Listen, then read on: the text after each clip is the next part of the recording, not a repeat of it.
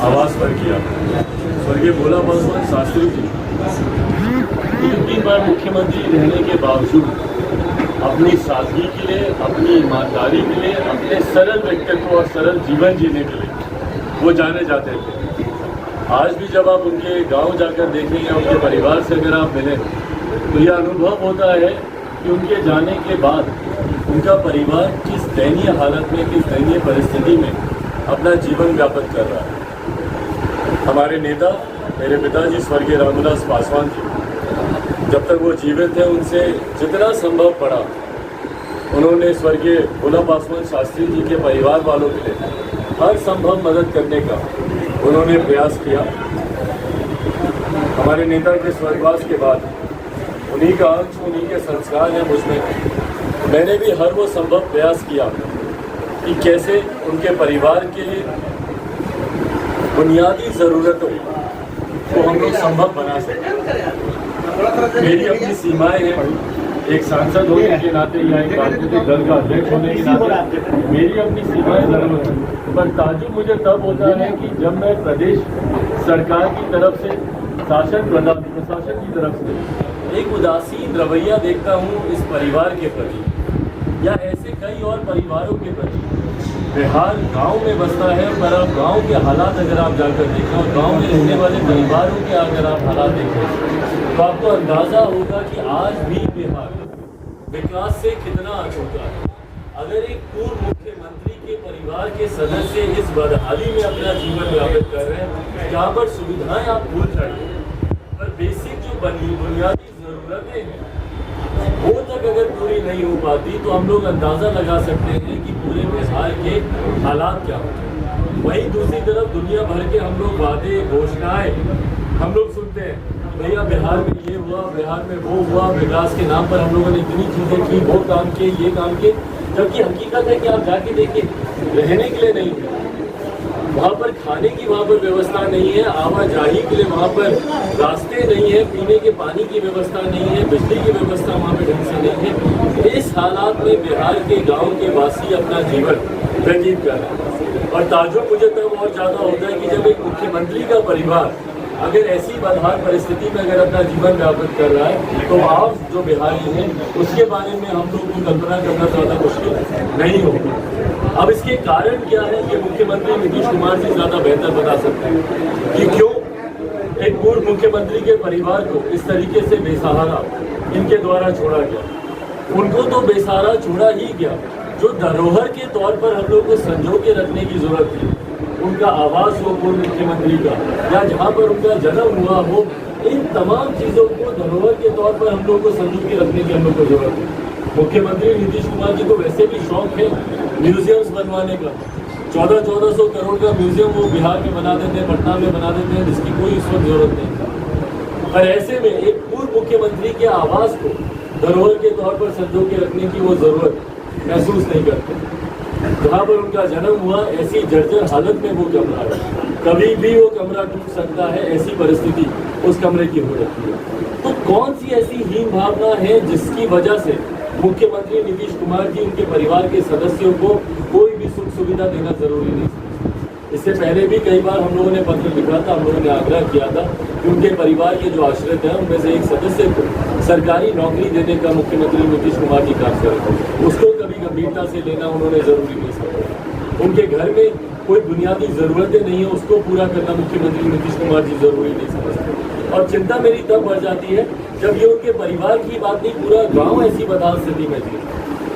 और यही कहानी बिहार के हर एक गांव की है। कल रात्रि विश्राम मैंने उस गांव में किया, उनके द्वार पर आंगन में, वहीं पर हम लोग सोए और मुझे एहसास हुआ कि भैया किस बदहाल स्थिति में बिहार के गांव हैं आज की भी तारीख। और मुख्यमंत्री नीतीश कुमार जी सात निश्चय के माध्यम से दुनिया भर के वादे करते हैं कि हम लोगों ने विकास के नाम पर ये किया, वो किया, विकास पुरुष अपने आप को मुख्यमंत्री नीतीश कुमार जी कहलवाना पसंद करते हैं। पर अगर ये आपकी विकास की कहानी है, ये अगर आपकी विकास की गाथा है जिसमें बिहार के गांव इतनी बदहाल स्थिति में है, तो मुख्यमंत्री नीतीश कुमार जी को दोबारा आकलन करने की जरूरत है कि उनके विकास के मापदंड या विकास के पैमाने उनके क्या हैं। इसीलिए हम लोग आज जब यहाँ पर हम लोग आए, गाँव में हम लोग रुके, आने वाले दिनों में भी ऐसा ही प्रवास हम लोग का बिहार के विभिन्न गाँव में हम लोग का होगा।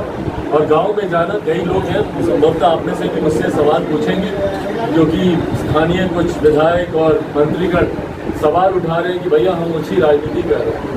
अगर राजनीति करना कहते हैं तो ऐसी राजनीति मैं चाहूँगा कि हर कोई करे और शुरुआत मुख्यमंत्री नीतीश कुमार जी करें। अगर इसको राजनीति करना कहते हैं, मैं चाहता हूं कि मुख्यमंत्री नीतीश कुमार भी एक बार एक रात कम से कम किसी गांव में जाकर बिताए और बिना 5 स्टार सुख सुविधाओं, बिना अपनी वो बैरिकेडिंग के, बिना वो पंडाल बनाए हुए, बिना वो तंबू गाड़े हुए, बिना उस तरीके से सुख सुविधाएं जो मुख्यमंत्री नीतीश कुमार जी के प्रोटोकॉल में साल दर साल हम लोग देखते हैं।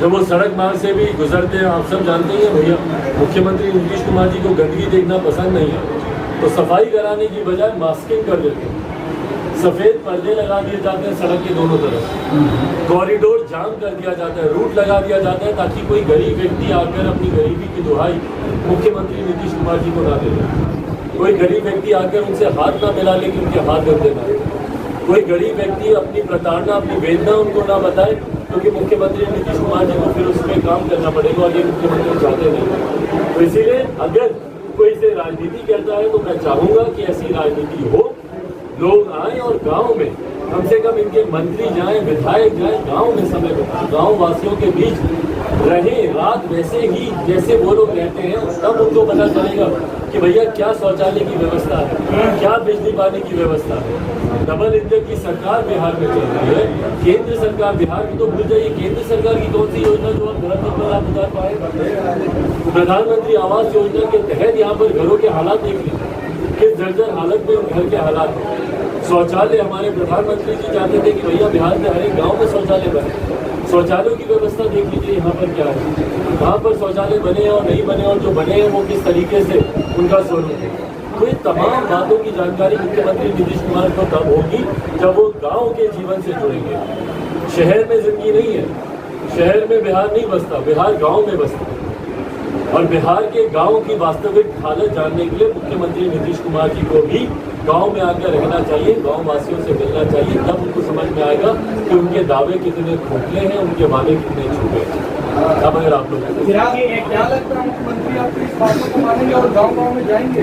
भाई मुख्यमंत्री मेरी बातों को माने नहीं माने, पर मैं चाहूँगा जरूर, आग्रह उनसे, निवेदन, हर को सही बात मैं उनके समझ जरूर रखता हूँ। बाढ़ के वक्त भी मैंने उनसे आग्रह किया था कि भैया हवाई सर्वेक्षण से कुछ नहीं होने वाला, आप हेलीकॉप्टर से ऊपर से घूम घूम के क्या दिखता है भैया आपको, ऊपर से वही ना पानी दिखता है, हर एक जगह एक जैसे ही तो पानी दिखता है, ऊपर से देख के आपको क्या दिख जाएगा। अब जमीन पर जब तक आपका हवाई खटोला जब तक नहीं उतरेगा, तब तक आपको पता चलेगा कि चादर के नीचे जो विस्थापित वहाँ पर जो जिंदगी जी रहे हैं, किस दुर्दशा में वो अपनी जिंदगी जी रहे हैं। तो हवाई खटोले से उतरेंगे तब उनको पता चलेगा कि क्या हालात होते हैं बाढ़ में। बाढ़ के वक्त भी मैंने उनसे आग्रह किया था, अभी भी मैं उनसे निवेदन करूंगा, मानना नहीं मानना मुख्यमंत्री है भैया, उनके हाथ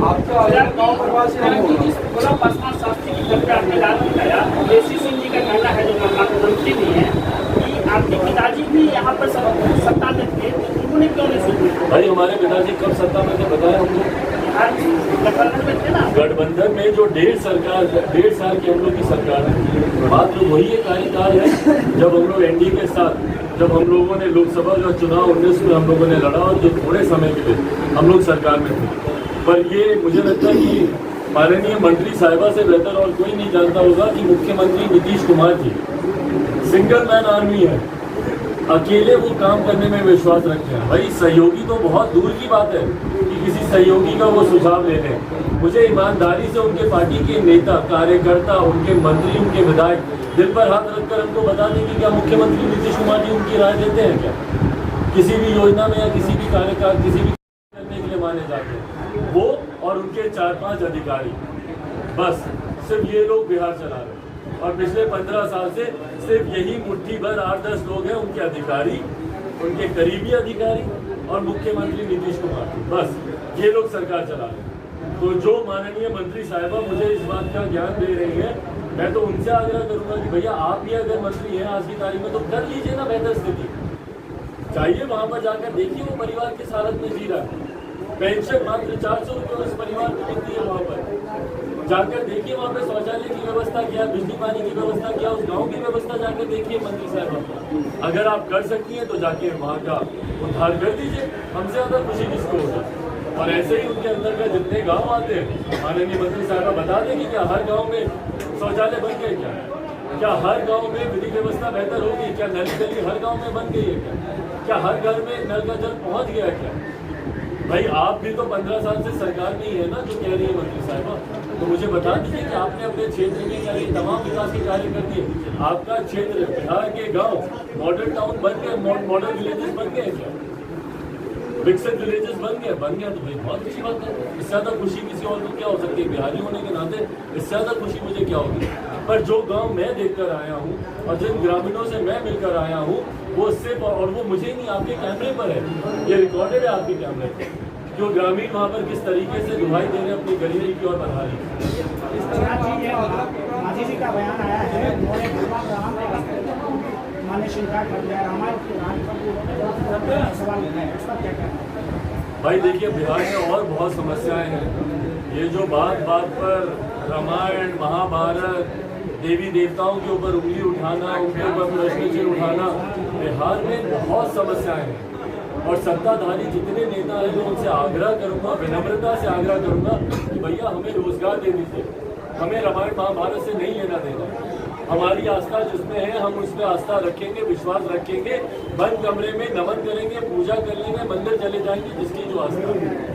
आप हमको मत बताइए कि कौन सा किरदार था नहीं था, कौन से भगवान देवी देवता थे नहीं थे। जिसकी अपनी व्यक्तिगत आस्था है वो अपनी आस्था रखेगा, ना आपके कहने से वो नास्तिक बनेगा, ना आपके कहने से वो आस्तिक बनेगा। पर हमारी समस्याएं अलग है। हमको जवाब दीजिए कि भैया 19 लाख रोजगार का आपने वादा किया, रामायण महाभारत में मत उलझाइए, हमको बताइए कि 19 लाख रोजगार कब मिलेंगे। बिहार में जो भ्रष्टाचार बढ़ता जा रहा है, कोई एक गांव बिहार का बता दीजिए जहाँ पे बिना घूस लिए हुए कोई काम हो रहा, उस भ्रष्टाचार को आप समाप्त कब करेंगे? आए दिन जो बिहार में हत्याएं हो रही है, अभी वैशाली में उस दिन मैदान में जिस तरीके से एक मासूम लड़की की 13-14 साल की युवती की हत्या कर दी गई, उसके पिता शिक्षक थे, पिता को हम लोगों ने, उसके शिक्षक को हम लोगों ने गुरु का दर्जा दिया, भगवान का दर्जा दिया। आप भगवान राम की बात करते हैं, भैया मैं उनको भी भगवान मानता हूँ जो शिक्षक है, उनको हम लोगों ने भगवान का दर्जा दिया। उनकी बेटी के साथ जिस तरीके से दुष्कर्म हुआ, उसकी हत्या कर दी गई, क्या उसकी आपने जांच करवाई? क्या दोषियों को सजा मिल रही है? आप बिहार में बढ़ते अपराध की बात करें, भ्रष्टाचार की बात करें, बेरोजगारी की बात करें, बाकी राम रामायण तमाम लोग जानकार हैं, बुद्धिजीवी हैं, जिसको अपनी आस्था रखनी होगी वो रख लें। राम के कैरेक्टर पर जो सवाल उठा रहा है, किस नजरिए से आप ध्यान भटकाने का काम है, अपनी विफलताओं से ध्यान भटकाने का काम है। बिहार में बढ़ते बेरोजगारी से क्योंकि चिराग पासवान ने अभी 15 दिन, अभी 10 दिन पहले, एक हफ्ता पहले पुनः सवाल उठाया 19 लाख रोजगार पे, तो अब ध्यान कैसे भटकाया जाए? तो भगवान राम के अस्तित्व पे आप सवाल उठा दें। भाई ताज्जुब होता है मुझे कि भारत के नेता ये सिर्फ राम भगवान सिर्फ यही करते रहते हैं, रामायण महाभारत करते रहते हैं। आप वास्तविक समस्याओं का जिक्र आप कब करेंगे? जैसा मैंने कहा, बिहारी इतने जानकार हैं कि जिसको जिसमें आस्था रखनी होगी वो आस्था रखेगा। कोई भगवान राम पे रखता है, कोई भगवान कृष्ण पे रखता है, कोई शिव पे रखता है, कोई विष्णु पे रखता है, कोई दुर्गा पे रखता है, अभी नवरात्रे आ रहे हैं उस पे रखता है, दशहरा आ रहा है, आगे दिवाली आ रही है, छठ आ रही है, छठी मैया पे हम लोग आस्था रखते हैं। किस के अस्तित्व पे आप सवाल उठाएंगे? आप इन तमाम मुद्दों से ध्यान भटकाने के लिए, जैसा मैंने कहा कि आप बात कीजिए रोजगार की, आप बात कीजिए भ्रष्टाचार की, आप बात कीजिए बढ़ते अपराध की, आप बात कीजिए कि भैया 19 लाख रोजगार आप बिहार में कब देंगे। भगवान राम की चिंता मत कीजिए, वो स्वयं भगवान अपनी चिंता कर ले।